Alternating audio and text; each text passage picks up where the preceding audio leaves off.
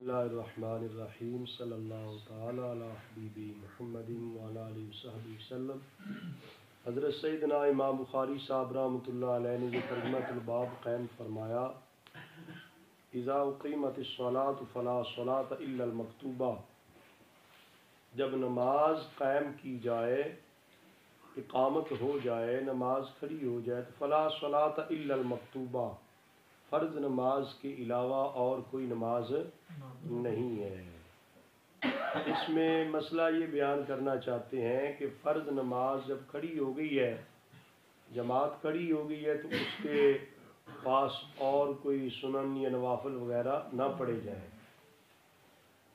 اور یہ جماعت کا ایک تقدس ہے اور ایک احترام ہے کہ جماعت اپنی جگہ پہ قائم ہو جائے۔ ایک الگ تنہا آدمی کھڑا ہے جماعت سے الگ تھلگ تو وہ اچھا نہیں لگے گا۔ جماعت کا تقاضا یہ ہے کہ سارے لوگ جماعت میں شریک ہوں۔ ہاں، اس میں ایک مسئلہ تھوڑا سا مختلف اس طرح ہے کہ جو فجر کی سنتیں ہیں، ایک تو پہلے یہ سمجھ لیں کہ جماعت کھڑی ہو جائے تو اس کے بعد شروع نہ کی جائے کوئی اور نماز۔ اگر کوئی پہلے سنتیں وغیرہ پڑھ رہا ہوتا ہے، جماعت شروع ہو جاتی تو وہ اپنی مکمل کر لے، لیکن وہ بھی اس صورت میں جب وہ سمجھتا ہے کہ میرے مکمل کرنے سے جماعت مس نہیں ہوگی۔ اور دوسری صورت یہ ہے کہ جو فجر کی نماز ہے وہ جب کھڑی ہو جائے تو آدمی نے سنت فجر ابھی پڑھنی ہو، تو اس کے لیے مسئلہ یہ ہے کہ اگر وہ سمجھتا ہے کہ سنت فجر پڑھ کر میں جماعت میں شریک ہو سکوں گا، تو اس کے لیے یہی ہے کہ وہ سنت فجر پڑھ لے۔ اب پھر وہ کہاں پہ پڑھ لے، اس پہ زیادہ بہتر تو یہ ہے کہ گھر سے سنت فجر پڑھنے کا معمول ہو، تاکہ ایسی دقت نہ بنے کہ جماعت کھڑی ہو گئی ہے تو سنتیں ابھی باقی ہوں، یوں ہی جائے تو جماعت میں شامل ہو جائے۔ اور اس کے علاوہ صورت یہ ہے کہ پھر مسجد میں پڑھنی ہے، اس کے لیے پھر یہ ہے کہ خارج از مسجد، مسجد کے ساتھ اگر کوئی ایسی جگہ بنی ہو جو مسجد کے حکم سے خارج ہے، مسجد کے ساتھ متصل ہے، تو وہاں پہ پڑھ لی جائے۔ اگر وہ بھی نہیں ہے تو مسجد میں ہی پڑھنی ہو، تو اس کے لیے بھی پھر یہ ہے کہ اگر جماعت اندر ہو رہی ہے مسجد کے حال میں تو باہر کہیں برآمدے سین کے کسی کونے میں پڑھ لے، اگر باہر ہو رہی ہے تو اندر پڑھ لے۔ جماعت کے قریب قریب کوئی نفل سنت وغیرہ نہیں پڑھنی چاہیے، یہاں تک کہ سنت فجر بھی قریب قریب کوشش کرنی چاہیے جماعت سے ذرا ہٹ کے سائڈ سے پہ پڑھی جائے۔ اور پڑھنی اسی صورت میں ہے جب آدمی سمجھتا ہے کہ میں سنت فجر مکمل کرنے کے بعد جماعت میں شریک ہو سکوں گا۔ اگر وہ سمجھتا ہے جماعت مس ہو جائے گی پھر سنت فجر پڑھنے کی ضرورت ہے، ہاں پھر فرض کے ساتھ شامل ہونا چاہیے، جماعت میں شامل ہو جانا چاہیے۔ سنت فجر مس ہو گئی ہیں تو رہ گئی ہیں، ویسے تو بڑی اہم اور مؤکدہ ہیں، تب بھی ان کے لیے گنجائش دی گئی ہے کہ جماعت ہونے کے باوجود بھی کہیں کسی مسجد کے کونے سائڈ پہ جا کر سنت فجر پڑھ سکتا ہے، جبکہ باقی جو سنتیں ہیں ظہر کی ہیں یا عشاء عصر کی ہیں ان کے لیے یہ گنجائش بھی نہیں ہے۔ تو بہرحال یہ ترجمہ الباب قائم فرمایا حضرت سیدنا امام بخاری صاحب رحمۃ اللہ علیہ نے۔ اس کے تحت جو روایت لے کر آئے وہ حضرت حفص بن عاصم رضی اللہ تعالی کہتے ہیں کہ میں نے ازد قبیلے کے ایک شخص جسے مالک ابن بحینہ کہا جاتا ہے اس سے سنا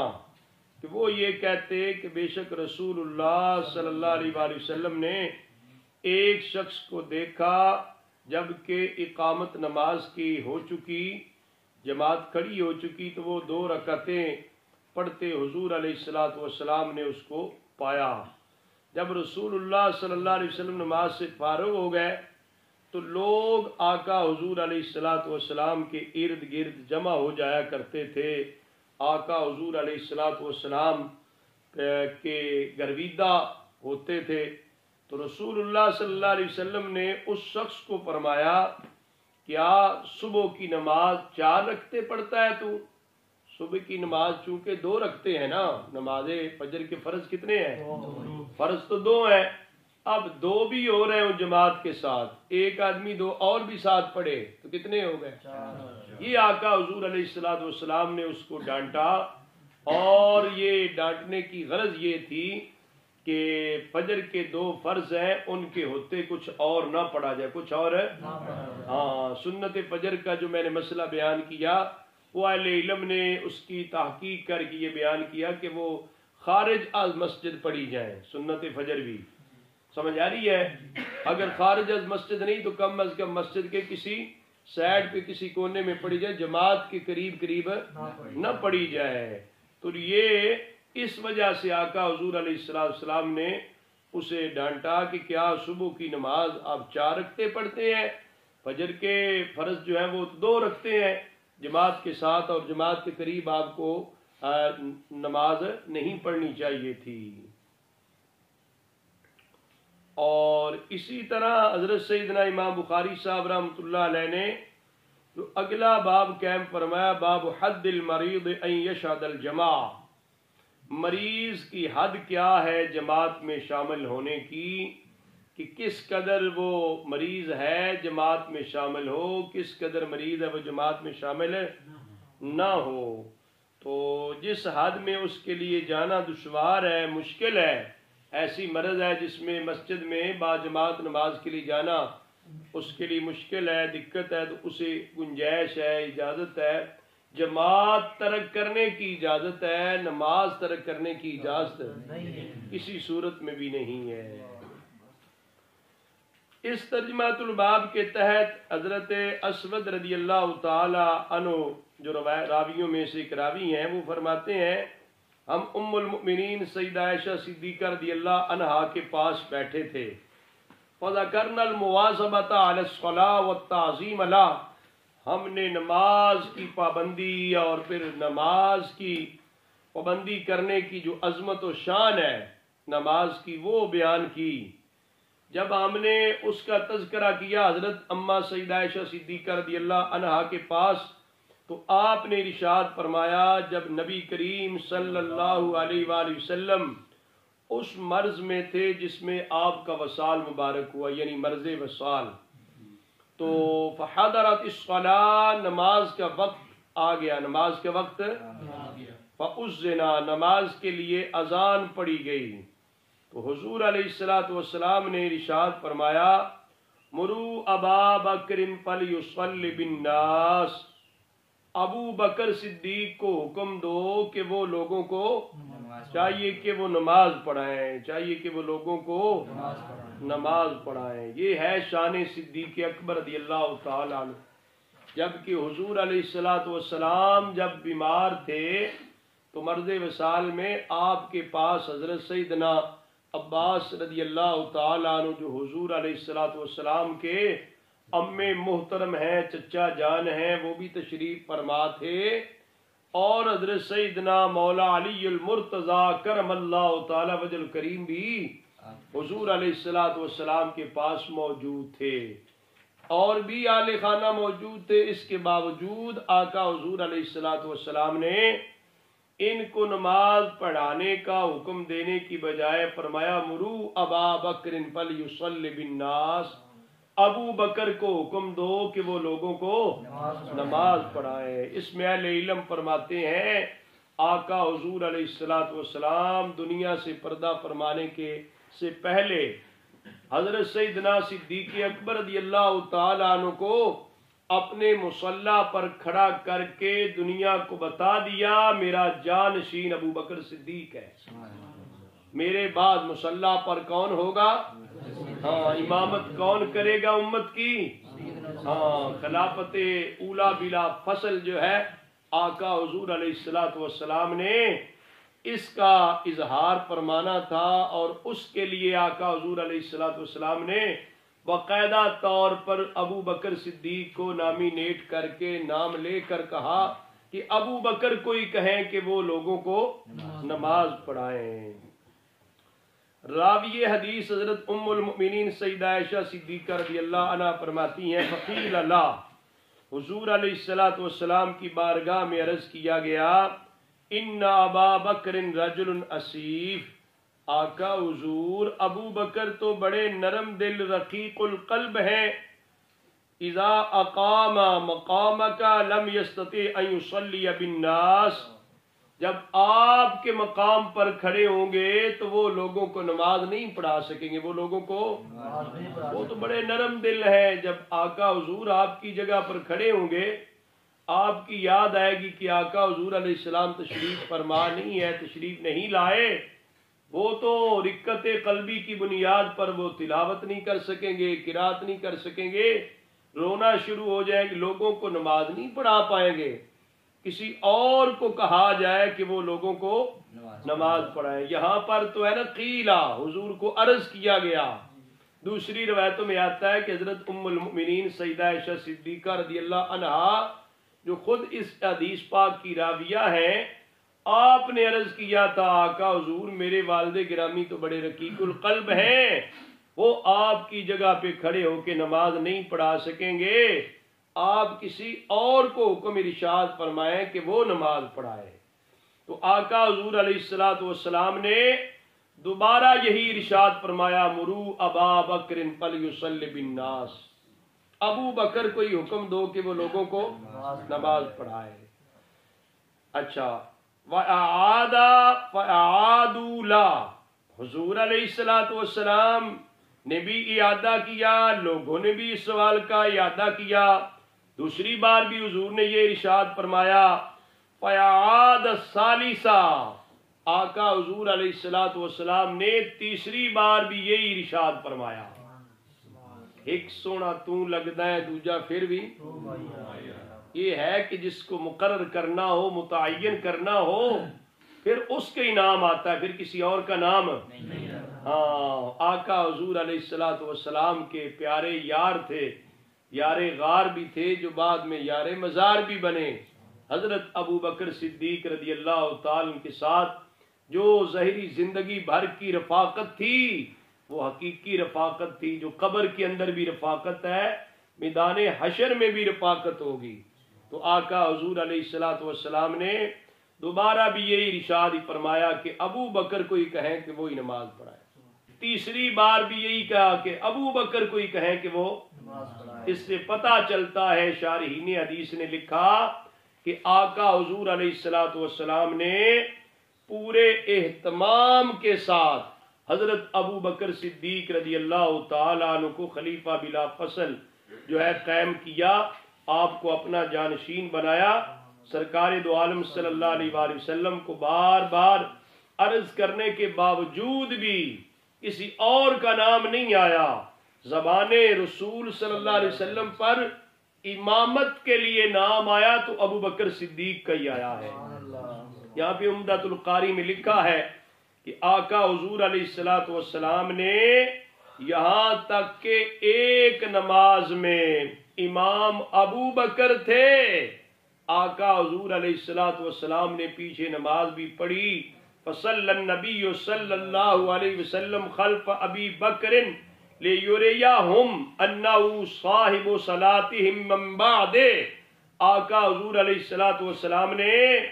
ایک دن ابو بکر کے پیچھے نماز پڑھ لی تاکہ دنیا والوں کو بتا جائیں کہ میرے بعد صاحب صلات امام جو ہوں گے، میرے جانشین اور خلیفہ ہوں گے، وہ ابو بکر صدیق ہی ہوں گے.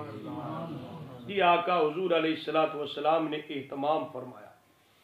تو آقا حضور کو جو عرض کر رہی تھی، میں نے عرض کیا نا کہ حضرت سیدہ عائشہ صدیقہ رضی اللہ عنہا نے عرض کیا. ایک روایت میں آتا ہے، آگے آپ بخاری شریف میں پڑھ لیں گے کہ حضرت سیدہ عائشہ صدیقہ رضی اللہ عنہا نے حضرت ام المؤمنین حفصہ رضی اللہ عنہا سے بھی کہا کہ آپ حضور کو عرض کر دیں کہ کسی اور کو آپ حکم ارشاد فرما دیں. آقا حضور علیہ السلام نے ان کو بھی ڈانٹا. اپنی محبوبہ رفیقہ حیات بنت صدیق اکبر سیدہ عائشہ صدیقہ رضی اللہ عنہا کو بھی ڈانٹا اور فرمایا ان کنہ صواحب یوسف، آپ جو ہے صواحب یوسف ہو.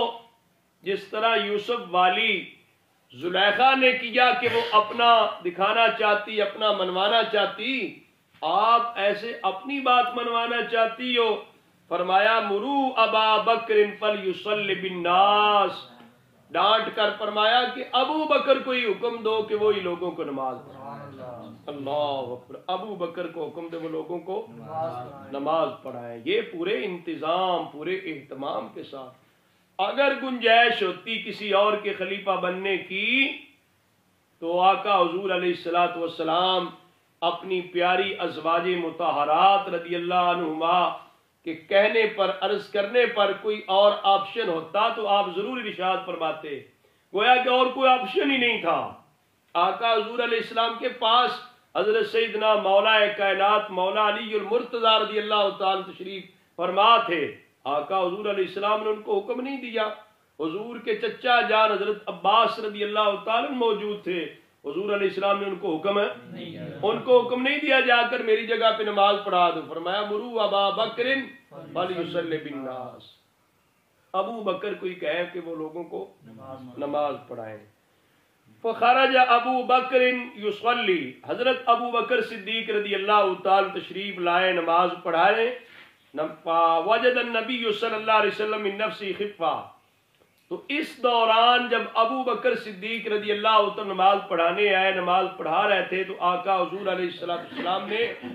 اپنی طبیعت مبارک میں خفت پائی کہ کچھ طبیعت مبارکہ پہلے سے بہتر ہے۔ تو فخرج یہادا بین رجلین کانی انظر الی رجلی تخطان الارض من الوجه، حضرت سیدہ عائشہ صدیقہ رضی اللہ عنہ فرماتی ہیں آقا حضور علیہ السلام نے طبیعت مبارکہ میں کچھ خفت پائی، ہلکا پن پایا، تو آقا حضور علیہ السلام دو لوگوں پر ٹیک لگائے ہوئے جو ہے تشریف لے گئے۔ میں دیکھ رہی ہوں آقا حضور علیہ السلام کے مبارک پاؤں کو کہ آقا حضور علیہ السلام کے مبارک پاؤں درد کی وجہ سے زمین پر خط کھینچ رہے ہیں، گھسٹتے جا رہے ہیں۔ ہوتا ہے نا آدمی بیمار ہے تو پورا پاؤں پر نہیں اٹھاتا، زمین پہ لگ جاتا ہے۔ فَأَرَادَ أَبُو بَكْرٍ أَن يَتَأَخَّرَ، آقا حضور علیہ السلام جب تشریف لائے تو ابو بکر صدیق رضی اللہ تعالیٰ عنہ نے ارادہ کیا پیچھے ہٹنے کا ارادہ کیا کہ آقا حضور تشریف لے آئے ہیں تو حضرت ابو بکر صدیق مصلی رسول صلی اللہ علیہ وسلم سے پیچھے ہٹیں۔ یہ ہے ادب رسول۔ دوران نماز بھی سیدنا صدیق اکبر رضی اللہ تعالیٰ عنہ نے حضور نبی کریم صلی اللہ علیہ وسلم کے ادب اور احترام کو ملحوظ خاطر رکھا اور دنیا کو بتایا کہ جو دین اسلام براہ راست ہم نے حضور نبی کریم صلی اللہ علیہ وسلم سے لیا ہے، اس دین اسلام کا تقاضا اور اس کا مسئلہ حکم یہی ہے کہ اگر آقا حضور دوران نماز بھی آ جائیں تو آپ کا ادب ضرور بجا لانا ہے۔ آپ کے ادب اور احترام میں کوئی کسی قسم کی کوتاہی ہو سکتی نہیں، آپ کا ادب دوران نماز بھی بجا لانا ہے۔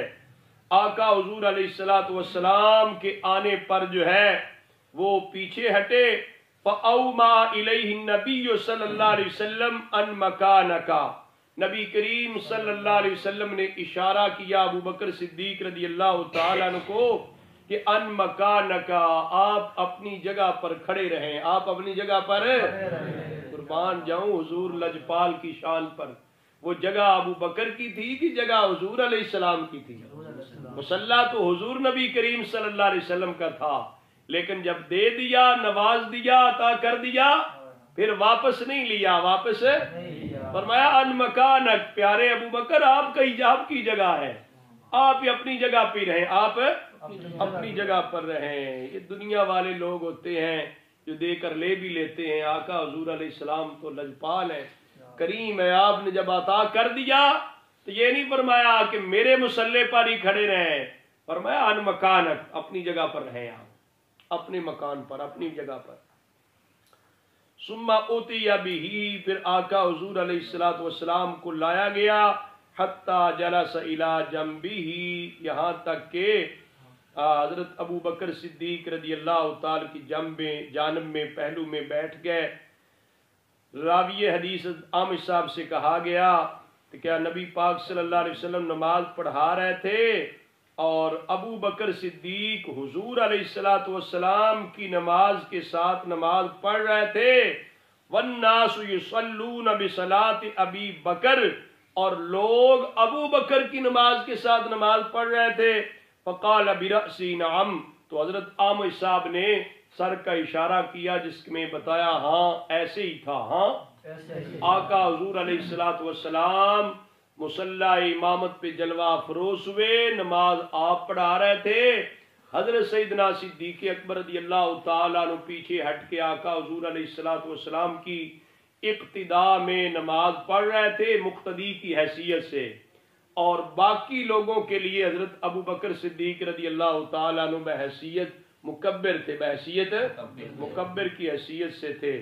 اس طریقے سے یہ نماز جو ہے وہ پڑھائی گئی، اور یہ بھی اضافہ کیا گیا ہے کلمات میں جو ابو معاویہ کی روایت ہے کہ جالس عن یسار ابی بکر فکان ابو بکر یصلی قائما، کہ ابو بکر کے یسار میں آقا حضور علیہ الصلوۃ والسلام آ کر تشریف فرما ہوئے، تو حضرت ابو بکر صدیق رضی اللہ تعالیٰ عنہ کھڑے ہو کے نماز پڑھا رہے تھے، نبی کریم صلی اللہ علیہ وسلم بیٹھ کر نماز پڑھا رہے تھے۔ اس سے یہ بھی مسئلہ معلوم ہوا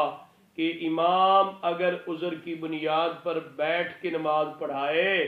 تو مقتدی حضرات نے بیٹھ کے نماز نہیں پڑھنی، مقتدی حضرات نے کھڑے ہو کے نماز پڑھنی ہے۔ مقتدی حضرات نے وہ قیام پر قدرت رکھتے ہیں، وہ کھڑے ہو کے نماز پڑھیں گے، امام جو ہے وہ کھڑے ہونے کی قدرت نہیں رکھتا، وہ بیٹھ کے نماز پڑھا رہا ہے تو وہ بیٹھ کے نماز پڑھائے گا، لیکن مقتدی حضرات جو ہے وہ ایک روایت میں ایسے آتا ہے کہ جیسے امام ہو تم بھی ایسے ہو جاؤ، وہ رکوع کرے تو رکوع کرو، سجدہ کرے تو سجدہ کرو، وہ کھڑے ہو کے پڑھائے تو کھڑے ہو کے پڑھو، بیٹھ کے پڑھائے تو بیٹھ کے پڑھو۔ اس حدیث پاک کے بارے کہا گیا کہ اس عمل مبارک سے وہ حدیث پاک منسوخ ہوگی، وہ حدیث پاک ہے اس کا یہ حصہ منسوخ ہو گیا کہ امام بیٹھ کے پڑھائے تو تم بھی بیٹھ کے، یہ نہیں ہے، امام نے بیٹھ کر پڑھائی آقا حضور علیہ الصلوۃ والسلام نے، باقی لوگوں نے قیامن کا لفظ آ گیا نا کہ ابو بکر نے بھی کھڑے ہو کے نماز اور باقی لوگوں نے بھی کھڑے ہو کے نماز پڑھی۔ سیدنا امام بخاری صاحب رحمۃ اللہ علیہ نے اس ترجمۃ الباب کے تحت جو دوسری حدیث پاک ذکر کی ہے اس کے آخری راوی حضرت عبید اللہ بن عبداللہ رضی اللہ تعالیٰ عنہما کہتے ہیں کہ حضرت سیدہ ام المؤمنین عائشہ صدیقہ رضی اللہ عنہا نے کہا جب نبی کریم صلی اللہ علیہ وآلہ وسلم کی جو طبیعت مبارک میں بوجھ آیا بیماری کی وجہ سے، واشتد وجعہ، آقا حضور علیہ السلام کی مرض اور درد جو ہے وہ بڑھ گئی، تو آقا حضور علیہ الصلوۃ والسلام نے اپنی ازواج مطہرات رضی اللہ عنہن سے اجازت چاہی ان یمرض فی بیتی، کہ میرے گھر میں بیماری کے ایام گزاریں۔ یہ ہے سیدہ عائشہ صدیقہ رضی اللہ عنہا کا مرتبہ اور مقام کہ حضور علیہ الصلوۃ والسلام جو باقی ازواج مطہرات رضی اللہ عنہ کے پاس جاتے تھے باری باری، تو جب یہ ایام آئے جن میں آقا حضور علیہ الصلوۃ والسلام بیمار ہوئے، مریض بنے، تو آقا حضور علیہ الصلوۃ والسلام نے باقی ازواج مطہرات سے اجازت چاہی کہ میں یہ ایام سیدہ عائشہ صدیقہ رضی اللہ عنہا کے گھر گزارنا چاہتا ہوں۔ تو تمام ازواج مطہرات نے آقا حضور علیہ الصلوۃ والسلام کے کہنے پر فوری طور پہ اجازت دے دی، سعادت سمجھی کہ آقا حضور علیہ الصلوۃ والسلام ہمیں فرما رہے ہیں، تو آقا حضور کی رضا میں سب ازواج مطہرات اپنی رضا رکھتی تھی۔ ان کا آقا حضور آپ ایسے خوش تو ہم آپ کے ساتھ خوش، جیسے آپ خوش ہیں، سمجھ آ رہی ہے؟ اور یہ بنت صدیق اکبر کا مقدر ہے کہ آقا حضور علیہ الصلوۃ والسلام کے آخری ایام آپ کے گھر میں، آپ کے حجرہ مبارکہ میں، پھر سیدہ عائشہ صدیقہ رضی اللہ عنہا کی گود میں ہمارے آقا حضور علیہ السلام سر انور مبارک رکھ کر دنیا سے تشریف لے گئے، اور آج بھی اسی حجرہ عائشہ میں آقا حضور علیہ السلام تشریف فرما ہے۔ خاندان صدیق اکبر کی خدمت ختم نہیں ہوئی ہے، سمجھ آئی ہے؟ بنت صدیق اکبر کے حجرہ مبارکہ ہی روضہ رسول بنا ہے نا، آقا حضور علیہ الصلوۃ والسلام آج بھی وہاں پر ہی جلوہ افروز ہے۔ تو یہ سیدہ عائشہ صدیقہ رضی اللہ عنہا کا مقدر تھا کہ آقا حضور علیہ الصلوۃ والسلام نے باقی ازواج مطہرات رضی اللہ عنہن سے اجازت چاہی تو سب نے فاذن لا، سب نے اجازت دے دی۔ اس سے یہ بھی پتہ چلتا ہے کہ آقا حضور علیہ الصلوۃ والسلام اپنی ازواج مطہرات کے درمیان بھی کس قدر عدل انصاف کے ساتھ، اور آقا حضور علیہ الصلوۃ والسلام یہ خانگی مسائل گھریلو معاملات کے اندر بھی کس قدر ہر چیز کو اپنی اپنی جگہ پہ رکھتے اور ہر ایک کو اپنا پورا پورا حصہ عطا فرمایا کرتے تھے، کہ ہمارے لیے بھی سبق ہے کہ ہمیں بھی جہاں حقوق اللہ ادا کرنے ہوتے ہیں وہاں حقوق العباد کو بھی ضرور مد نظر رکھا جائے، پورا کیا جائے۔ تو آقا حضور علیہ السلام اس طرح تشریف فرما ہوئے ان ایام میں آپ فرماتی ہیں نماز کے جب وقت ہوا تو دو لوگوں کے درمیان آقا حضور تشریف لے گئے نماز کے لیے، کہ آقا حضور کے دونوں پاؤں مبارک زمین پر گھسٹتے جا رہے تھے، نشانات بنتے جا رہے تھے، خط ہوتا نا، خط لکیر بن جانا۔ تو اس میں جو ترجمہ الباب تھا وہ یہ تھا کہ بیمار کس قدر ہو جو جماعت میں شامل نہ ہو سکے، جہاں تک ممکن ہو اس کو جماعت کی پابندی کرنی چاہیے۔ مسجد میں جا کر نماز پڑھ سکتا ہے تو اسے مسجد میں جا کر پڑھنی چاہیے، اور اگر نہیں جا سکتا کچھ لوگوں کے سہارے جا سکتا ہے پھر بھی مسجد میں جا کر نماز ادا کرنی چاہیے۔ ہمارے قبلہ عالم غوث زماں حضرت اعلی حضرت حافظ الحدیث رحمۃ اللہ علیہ زندگی بھر شریعت مطہرہ کی پابندی کی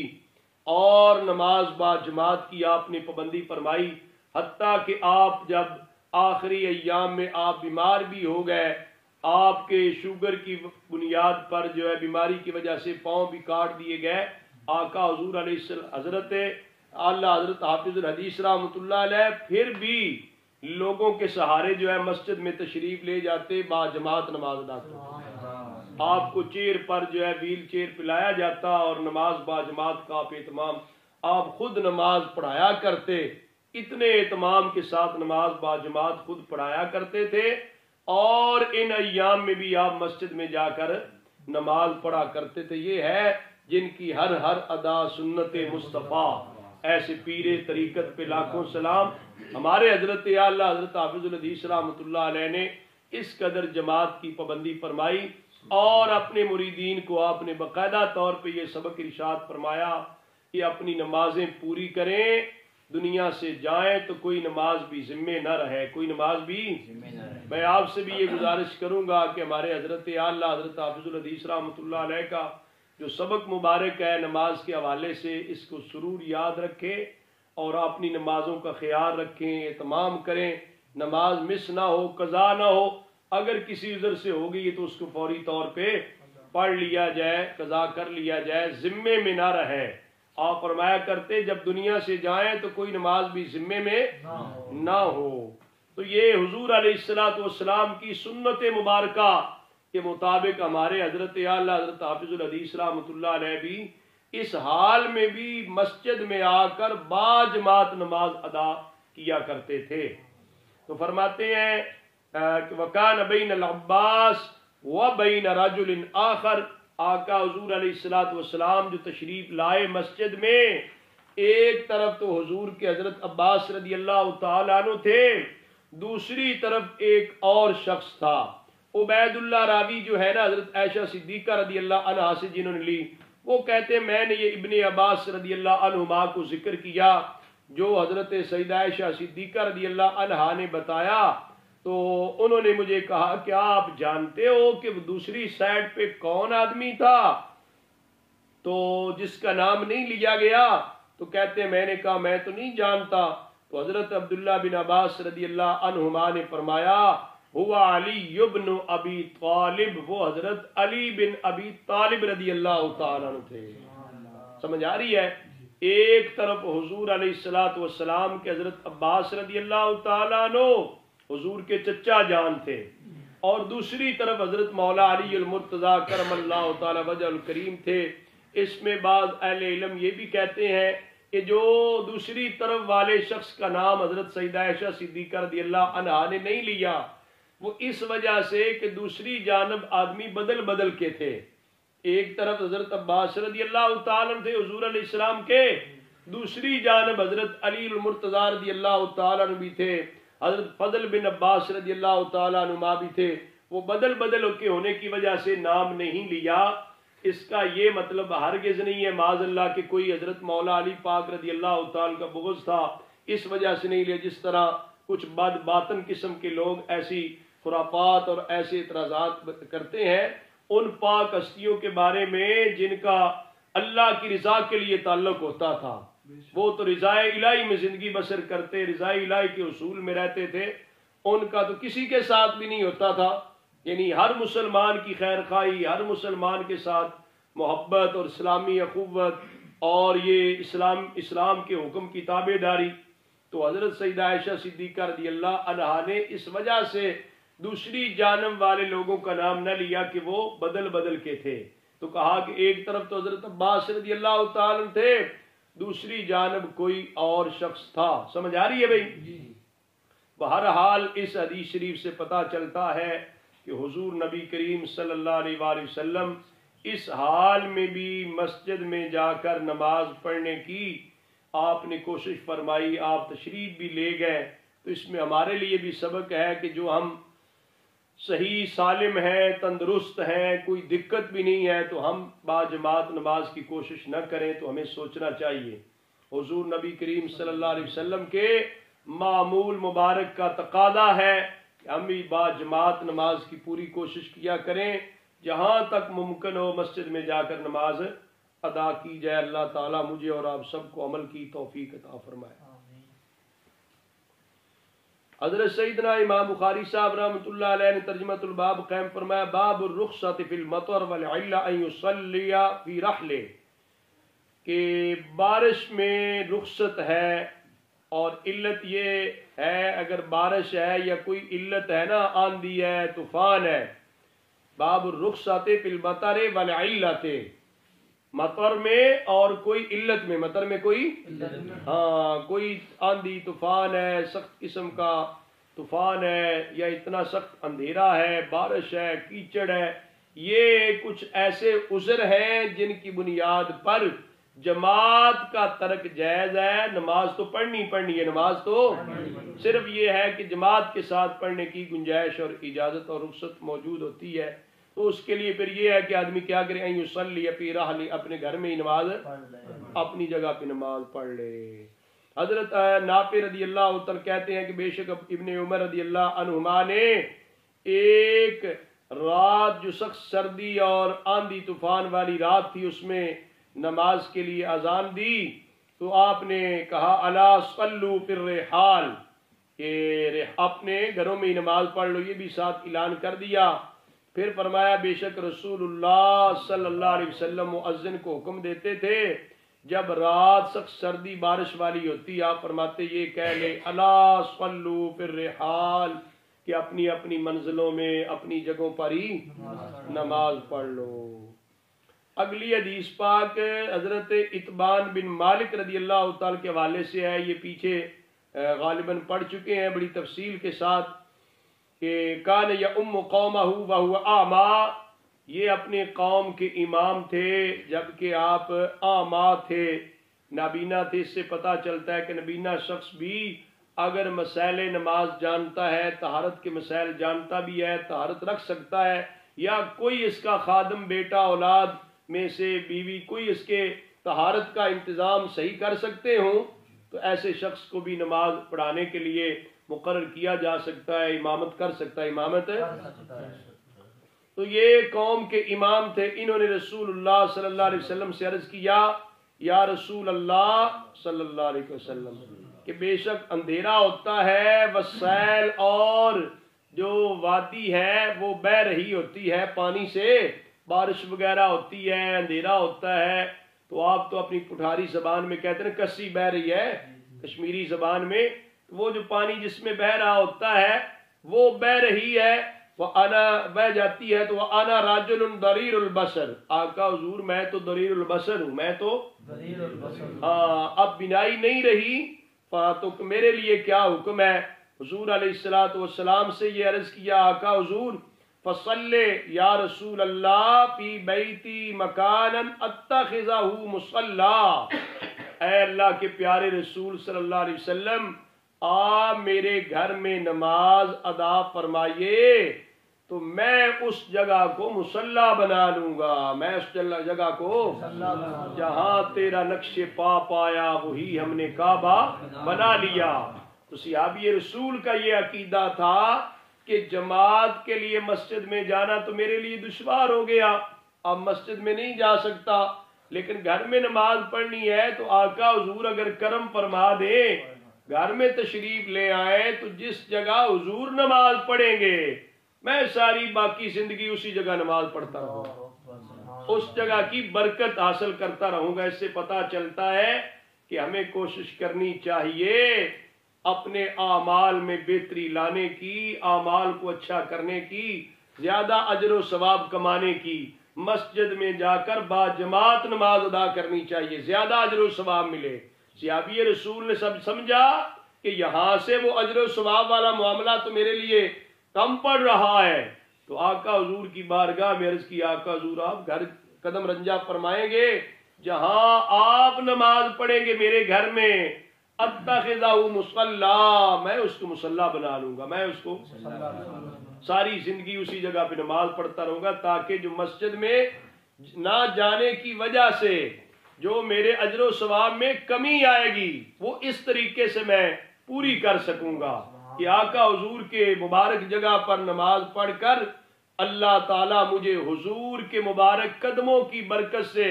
اجر و ثواب عطا فرمائے گا، جس سے میں زیادہ جو ہے برکتیں حاصل کر سکوں گا۔ آتا ہے فجاءہ رسول اللہ صلی اللہ علیہ وسلم، رسول اللہ صلی اللہ علیہ وسلم جلوہ فروز ہوئے، تشریف لائے، فقال، آتے ہی حضور نے فرمایا این تحب ان اصلی، اے پیارے اتبان بن مالک کہاں پہ نماز پڑھوں، آپ کہاں چاہتے ہیں؟ این تحبو، ایک دعوت قبول کی، جمعۃ المبارک کا دن تھا، عرض کی آقا حضور نے فرمایا میں انشاءاللہ آؤں گا، صبح ہفتے کا دن تھا، حضور گھر تشریف لے آئے، پیارے ابو بکر صدیق بھی ساتھ تھے، آقا حضور نے آتے ہی بیٹھنے سے پہلے آپ نے فرمایا این تحب ان اصلی، آپ کہاں چاہتے ہیں؟ یہ کریمانہ انداز ہے نا، آقا حضور علیہ السلام کا جہاں نماز پڑھ لیتے وہاں ہی ساری زندگی اتبان صاحب نماز پڑھتے رہتے، لیکن آقا حضور نے ایسے نہیں کیا، آپ نے اس کی مرضی پوچھی، اس کے لیے کیا آسانی ہوگی، میں کہاں پہ نماز پڑھوں؟ آقا حضور علیہ السلام کسی ایسی جگہ نماز پڑھتے جہاں پہ چھت نہ ہوتا، تو وہاں پہ دھوپ بھی سخت لگتی، بارش ہوتی تو بارش بھی ہوتی، اتبان بن مالک تو اسی جگہ ہی پڑھتے رہتے، لیکن آقا حضور نے کرم کیا تو آپ نے فرمایا کہاں پہ میں نماز پڑھوں؟ فَأَشَارَ إِلَى مَكَانٍ مِّنَ الْبَيْتِ، گھر کے ایک کونے کی طرف جو ہے ایک جگہ کی طرف اشارہ کیا، فَصَلَّى فِيهِ رسول اللہ صلی اللہ علیہ وسلم، تو رسول اللہ صلی اللہ علیہ وسلم نے اس جگہ پہ نماز پڑھی۔ آقا حضور کے نماز پڑھنے کی برکتیں حضرت اتبان بن مالک زندگی بھر سمیٹتے رہے۔ یہ ہے صحابہ کرام رضوان اللہ علیہ مجمعین کا عقیدہ بھی اور عقیدت بھی۔ تو جو لوگ تبرک کے قائل ہی نہیں ہیں انہیں چاہیے کہ بخاری شریف کی اس حدیث پہ سبق حاصل کریں کہ صحابی رسول تو اس قدر قائل تھے کہ آقا حضور اب میں مسجد میں با جماعت نماز میں شرکت نہیں کر سکوں گا عذر کی بنیاد پہ، آپ میرے گھر تشریف لائیں، آپ جس جگہ تشریف لا کر نماز پڑھیں گے میں اسے زندگی بھر مصلی بنا لوں گا، جہاں تیرا نقش پا پایا وہی ہم نے کعبہ بنا لیا۔ آخر دعوانا الحمدللہ۔